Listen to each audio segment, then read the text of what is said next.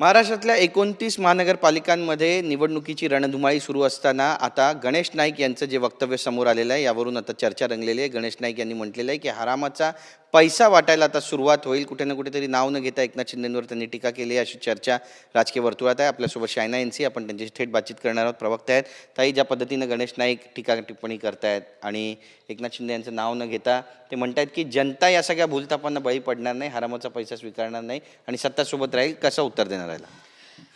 गणेश नाईक जी एक senior leader आहे, आम्हाला आदर सन्मान आहे त्यांच्या प्रती. आम्ही असं शब्दांचा वापर कधी नाही करणार. आम्हाला सर्टिफिकेटची गरज नाही, कारण आमचे नेता आदरणीय एकनाथजी शिंदे त्यांची एक लोकप्रियता आहे.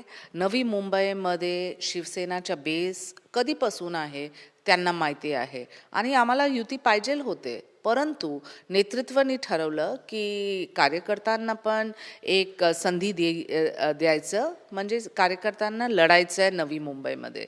आता हे जे शब्दांचा वापर केलं, मला वाटते की हे त्यांना पण शोभा नाही देत, कारण जे वोटर आहे त्यांना माहिती आहे की आदरणीय एकनाथजी शिंदे साहेबांनी काय केलं नवी मुंबईसाठी. रिंग रोड असो, पगडीचा निर्णय असो, आता तुम्ही बघितलं की स्थानिक किती मुद्दे आहे. कोणाला पाहिजे क्लस्टर रिडेव्हलपमेंट, तर कोणाला पाहिजे सिडकोमध्ये त्यांचं काम. आणि हे तुम्ही बघितलं, विश्वास आहे आमचे नेता आदरणीय एकनाथजी शिंदेमध्ये.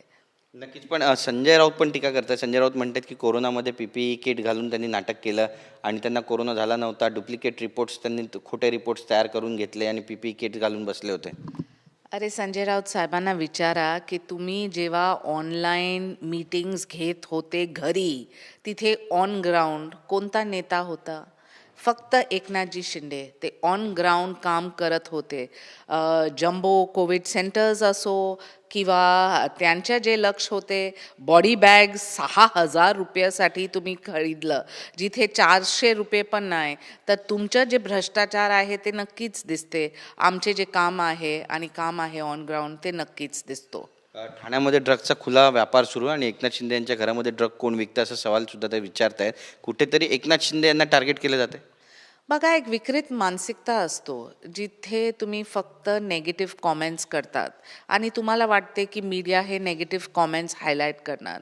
हे सेन्सेशनलिझम नाही चालणार. राऊत साहेब, तुमचं जे विजन प्लॅन आहे महाराष्ट्र आणि मुंबईसाठी सांगा ना. तुम्ही नेहमीच सांगतात की मराठी माणूससाठी आमचा अभिमान, आमचं पक्ष उभं आहे. 25 वर्ष तुम्हाला जेव्हा संधी दिलं, का तुम्ही गिरणी कामगारसाठी काय पण केलं?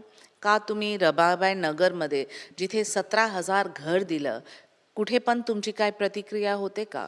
BDD चॉलचे जे स्थानिक लोक होते, एकनाथजी शिंदे त्यांना परत घेऊन आले इकडे मुंबईमध्ये. तर फक्त बडबड करायचं हे तुमची USP असू शकतो. आमची USP आहे मुख्यमंत्री लाडकी बहीण योजना, जिथे महिलांना सशक्त केलं. आता तुम्ही बघितलं तर पर्यावरणला घेऊन किती मोठं एक घोषणा की 38% कॅपिटल स्पेंडिंग, म्हणजे 17,000 कोटी ग्रीन इनिशिएटिव्हसाठी. लोकांना हे सक्रिय कामबद्दल तुम्ही बोला ना. ते तुमच्या हेडलाईन्स नाही. फक्त ह्यांना बघा, आम्ही त्यांना हे करू ते करू.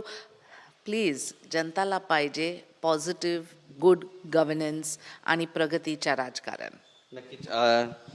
CR पाटील यांचं एक वक्तव्य, भाजपचे नेते, ते म्हणतात की छत्रपती शिवाजी महाराज पाटीदार होते. यावर देखील संजय राऊत यांनी बरीच टीका टिप्पणी केलेली नेत्यांवरती आणि छत्रपतींना कुठल्या जातीचा एक टॅग लावू नका असं पण ते म्हणतात. ते कुठल्या जाती धर्माचे नव्हते, ते छत्रपती होते असं सुद्धा म्हणतात. तुम्ही या विधानाकडे नेमकं कसं पाहता? आम्हाला अभिमान आहे आमच्या छत्रपती शिवाजी महाराज प्रती. आणि CR पाटीलची व्यक्तिगत रायमत असू शकतो की ते पाटीदार होते, पण ते त्यांना विचारा ना. हे मुद्दाला घेऊन तुम्ही इतकी राजकारण कशासाठी करतात? तुम्ही सांगा की तुम्हाला हे विचारधाराला घेऊन पुढे काय करायचं आहे, युवांना कसं आकर्षित करायचं आहे, मुंबईसाठी काय करायचं आहे, नवी मुंबईसाठी काय करायचं. फक्त टिप्पणीवरती एक मॅनिफेस्टो, जिथे तुम्ही वचननामा म्हणतात, ते एक फेकनामा आहे. बघा, 2017च्या कॉपी पेस्ट करून तुम्ही पुढे घेऊन जे पार्टीज झाडू पोचत होते दिल्लीमध्ये, जनतांनी त्यांना सुपडा साफ केलं की नाही? कारण तुम्ही आश्वासन जेव्हा देतात तर नक्कीच ते एक कमिटमेंट असायचं, फक्त एक फॉल्स नॅरेटिव्ह नाही. नक्की धन्यवाद आमच्याशी बातचीत केल्याबद्दल. तर आपण पाहतो आपली भूमिका या ठिकाणी मांडलेली आणि संजय राऊत यांच्यावरती शायना यांनी टीका केलेली आहे. कॅमेरा पर्सन योगेश गुरवसह गिरीश गायकवाड, TV9 मराठी, मुंबई.